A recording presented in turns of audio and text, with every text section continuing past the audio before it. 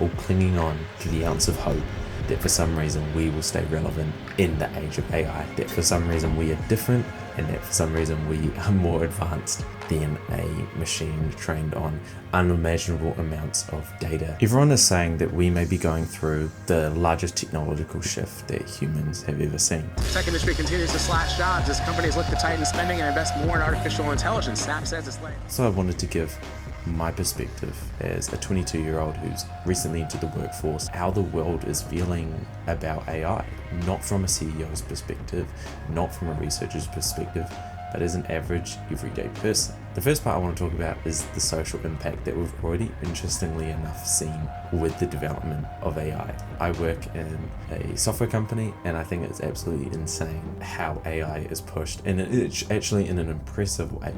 I think previously, with previous generations, there's always been a pushback against new technology. I remember my father once told me about when he was a journalist, having people were refusing to work on computers, and I just think it's very impressive that we've seen a whole heap of people, and a whole heap of older people, fully embrace AI. The reason I think everyone is embracing AI is because we all see the impact it will have, and we're all clinging on to the ounce of hope that for some reason we will stay relevant in the age of AI, that for some reason we are different, and that for some reason we are more advanced than a machine trained on unimaginable amounts of data. I think there's a really interesting dynamic where we're all kind of almost like, it's like we're driving the train straight off the cliff because we all want to be relevant. I think the reality is that most, if not all, knowledge work will disappear.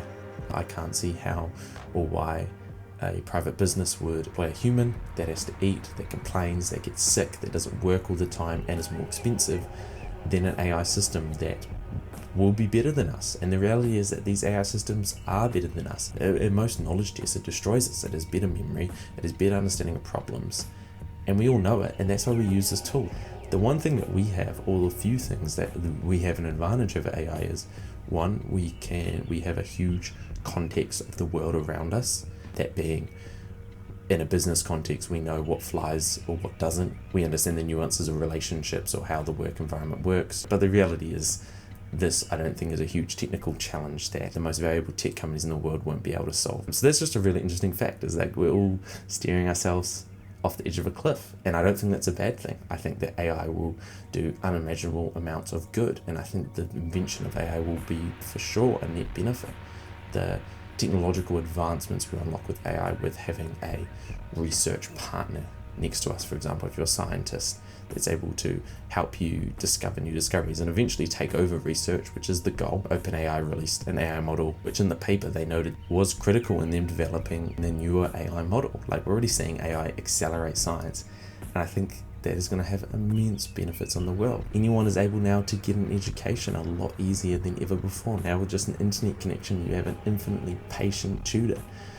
You're able to design or create anything that you can think of. Another interesting point is the lack of comment from governments around the world. We've seen very little legislation or even talk about it. And I'm not saying we need to go and regulate this. I don't think that now is the time.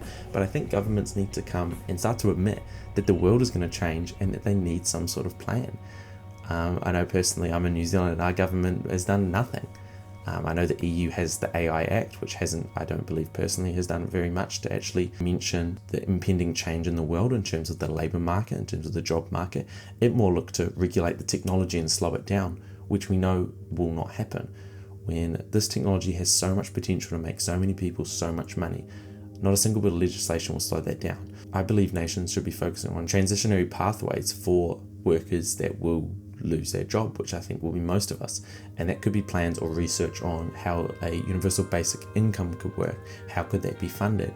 It could be research on what jobs will remain, if any. The reality is, if we reach AI where it gets self-improving, that many jobs will go away very, very, very, very fast. And so governments have little time to act, and the time to act is now. If they wait too long, they're going to see the social and political discourse that will arrive from the huge amount of inequality that we will see, with a few people who control the capital, who control AI companies, who are involved in the development of AI. We'll see that huge inequality between these people and the rest of the world, that there's going to be political turmoil. And so now I think it's interesting that governments are turning a blind eye. I don't personally think any media or anyone's actually talking about it. When you look at past technological revolutions, people have died, in every single one for their rights, whether that being the Luddites in the Industrial Revolution destroying machinery, whether that is in the railroads in the US, there was protests which turned violent and people died, and as a result of those protests, they ended up getting the 8-hour workday. We saw with automation and computing, the manufacturing sector in America who just never recovered. Their wages have never recovered. The government didn't help them transition into a job. There was no help given. And I think that's what we're facing. And again, we're making the same mistake that it seems we make every time, which is just ignore, and then it's this thing, and there'll be a few laws enacted too late. We need some critical thinking. We need some critical questioning on, hey, how does this world look? We have the chance now, better than ever, to shape the world to be a fairer and better place.